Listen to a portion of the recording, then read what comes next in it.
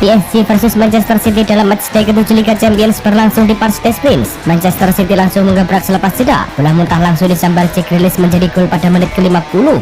3 menit berselang, Manchester City menggandakan keunggulan. Erling Haaland dengan tenang sukses memperdayai Donnarumma.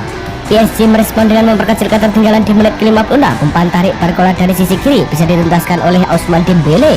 Les Parisiens hanya butuh waktu 5 menit untuk bangkit. Barcola mencetak gol usai memanfaatkan bola sepakan yang menerpa Mister.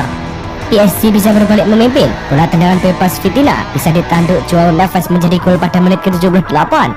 PSG mencetak 1 gol tambahan di menit akhir. Goncalo Ramos lewat dari jebakan offside. Ia dengan tenang menaklukkan Ederson di menit ke-90+3. Kemenangan ini membuat PSG naik di urutan ke-22 klasemen dengan 10 poin, sementara Manchester City turun di urutan ke-25 dengan 8 poin. AC Milan versus Girona pada matchday ke-7 Liga Champions tersaji di San Siro. Jual beli serangan dilakukan kedua tim sejak awal pertandingan. AC Milan memecah kebuntuan di menit ke-37. Rafael Leao mencatatkan namanya di papan skor. Girona sempat menyamakan kedudukan di awal babak kedua melalui Bryan Gil. Namun, hakim garis mengangkat bendera tanda offside. Girona gagal mengejar ketertinggalan di sisa waktu yang ada. Kemenangan ini membawa AC Milan ke urutan 6 klasemen dengan 15 poin. Girona berada di urutan ke-31 dengan 3 poin dan dipastikan gugur. Feyenoord versus Bayern Munchen dalam pertandingan ke-7 Liga Champions di Stadion De Kuip, Rotterdam. Feyenoord unggul lebih dulu melalui gol penalti Santiago Gimenez di menit ke-21. Santiago Gimenez kembali mencetak gol untuk Feyenoord di menit injury time babak pertama 45+9, membuat skor 2-0 hingga turun minum. Ayase Ueda memperdalam luka Bayern Munchen usai memastikan kemenangan Feyenoord menjadi 3-0 di menit akhir babak kedua, tepatnya di menit ke-89. Dengan kemenangan ini, Feyenoord naik ke peringkat ke-11 dengan 13 poin. Dengan Bayern Munchen turun di peringkat ke-15. Sparta Praha versus Inter Milan berlangsung di Stadion Letna pada matchday ke-7 Liga Champions 2024-2025.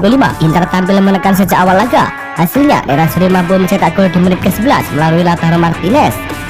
Sparta berani keluar menyerang di menit akhir untuk memburu gol penyama kedudukan. Namun, upaya mereka tak membuahkan hasil hingga laga tuntas. Inter menangi laga dengan skor 1-0. Kemenangan ini membuat Inter kukuh di urutan ke-4 klasemen dengan 16 poin, sedangkan Sparta Praha tertahan di urutan ke-29 dengan 4 poin. Shakhtar Donetsk versus Stade Brestois dalam pertandingan League Quiz Matchday ke-7 Liga Champions di Veltins Arena sebagai tuan rumah. Shakhtar unggul cepat melalui gol Kevin di menit ke-18.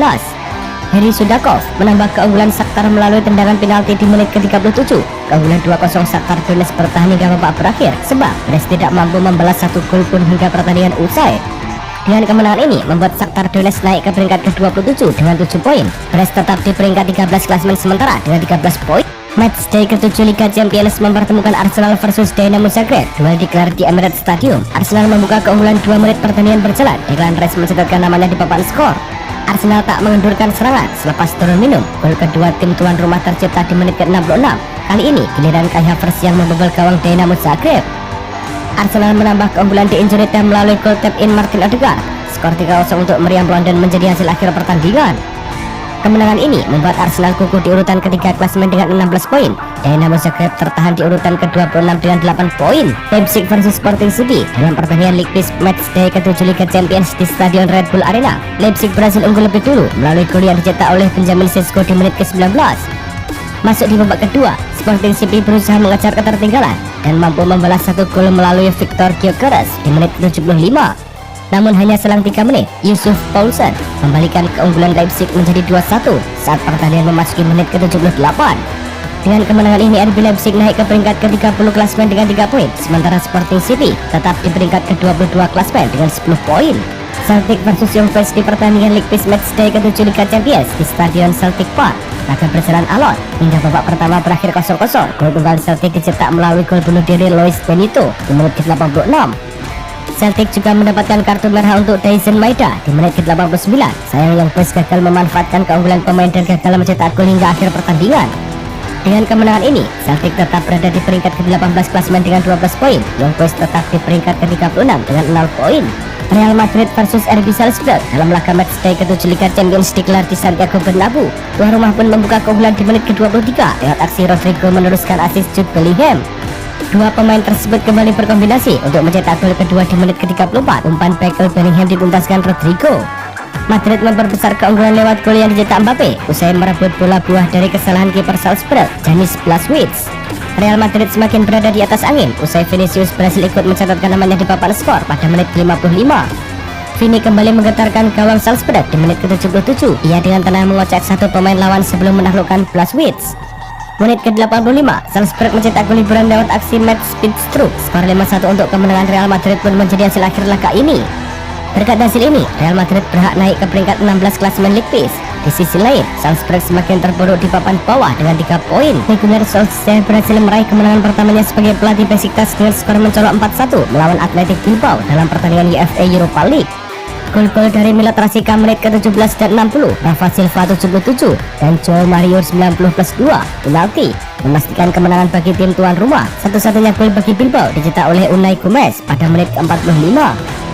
Kemenangan ini sangat berarti bagi Solskjaer yang baru saja ditunjuk sebagai pelatih Besiktas setelah lebih dari 3 tahun tidak melatih. Sebelumnya, Athletic Bilbao merupakan tim yang belum terkalahkan di kompetisi ini, sehingga hasil ini menunjukkan potensi besar yang dimiliki Solskjaer dalam mengelola tim. Pada akhir Oktober, Manchester City mencatatkan rekor sebagai tim dengan rentetan tak terkalahkan terpanjang dalam sejarah Liga Champions, yaitu 26 pertandingan. Namun, perjalanan mereka di kompetisi ini mengalami kemunduran yang signifikan setelah serangkaian hasil buruk. Dalam pertandingan terakhir melawan PSG, City memimpin 2-0 sebelum akhirnya kalah 4-2. Kekalahan ini menambah daftar hasil buruk mereka, termasuk kekalahan 4-1 dari Sporting, hasil imbang 3-3 melawan Feyenoord, dan kekalahan 2-0 dari Juventus. Dengan satu pertandingan tersisa, City kini berada di posisi yang sangat berbahaya dan terancam tersingkir dari Liga Champions. Sebuah situasi yang sangat kontras dengan prestasi mereka sebelumnya. Kylian Mbappe telah mencatatkan prestasi luar biasa di pentas Liga Champions dengan berpartisipasi dalam 75 gol sepanjang karirnya yang terdiri dari 51 gol dan 24 assist. Dengan pencapaian ini, Mbappe kini menyamai rekor Thierry Henry sebagai pemain Prancis dengan kontribusi gol terbanyak dalam sejarah kompetisi bergengsi Eropa tersebut.